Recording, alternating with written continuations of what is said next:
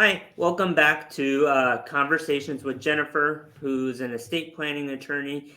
And we're going to continue a conversation that we had from our last video. If you haven't seen it, please check it out. There's a link somewhere here. But what we're trying to do is answer the question, or the opposite of question, what we answered in the last video. Assume that you're a trustee and then you're finding or discovering collectibles, valuables. What do you do at that point? So, Jennifer, what do you do? Okay.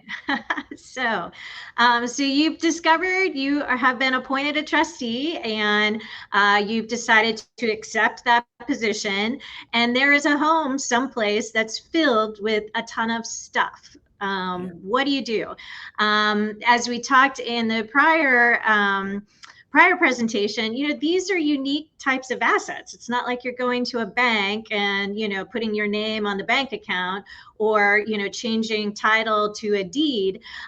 These are tangible items that can move and get lost. And so the first thing I always tell a trustee to do is you have to secure the assets.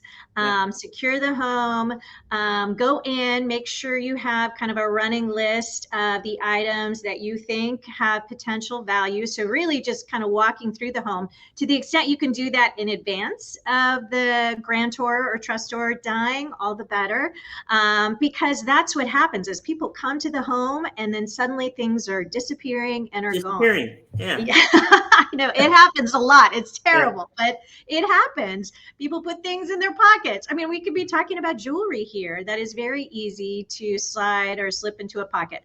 So going in advance and getting a sense of what the valuable items are is really critical. If you don't have the opportunity, getting the keys, changing the locks, and securing those assets as soon as possible is really critical. Securing them at the home or at a safe deposit box, depending on the situation. So securing is first, and then figuring out what the potential value is for these items and who's to receive these items. As we talked in the earlier presentation, sometimes there's a specific designation or a specific item that's going to a specific person. Those are super easy for the trustee. You just need to coordinate with that person and get it over to them.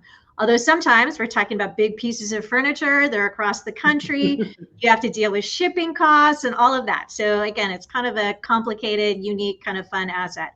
Tracking down the beneficiary, getting a value. If it's supposed to be divided among a variety of different beneficiaries, then getting that value is really important as well. Maybe one beneficiary will get, a necklace that's worth the same amount as 3 or 4 or 5 other pieces that's going to the other beneficiary.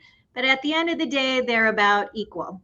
And so getting the value is really critical. And then potentially, confirming any sort of insurance on those items, particularly because you're a fiduciary here, you're a trustee. So if those items go missing or something happens to them, you have liability exposure. So oftentimes with home insurance policies, it will include a rider covering tangible personal property. So just getting a handle on what's in place now is really important for a trustee as well. Yeah, and I think that, having conversations with those beneficiaries can help because, like, if you have like earrings, one child may want them and another child will have no desire to keep it. And Correct. That puts you in the position of making those type of decisions. Yeah. And that's why I always tell clients, I like it when you know that you want, that you have a certain child or a beneficiary who they'll want that item. I think that's great. And it makes it so much easier for the trustee, particularly for the valuable items. Or you can also say, look, I have this really incredibly expensive necklace. Trustee should sell that because it's not going to be able to be divided equally among my beneficiaries. So rather than creating any sort of fight or squabble about that, trustee, I'm instructing you to sell that item and then the cash proceeds divided. Yeah, having that communication up front definitely helps in those situations.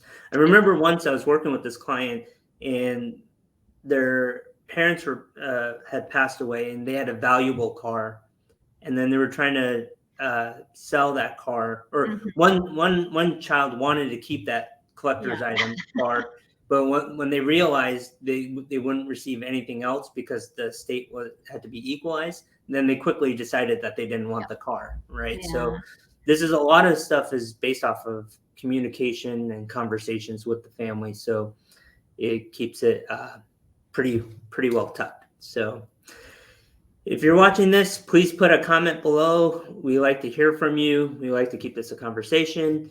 If you have any ideas for future videos, also put that below. And thank you for watching. Great. Thank you.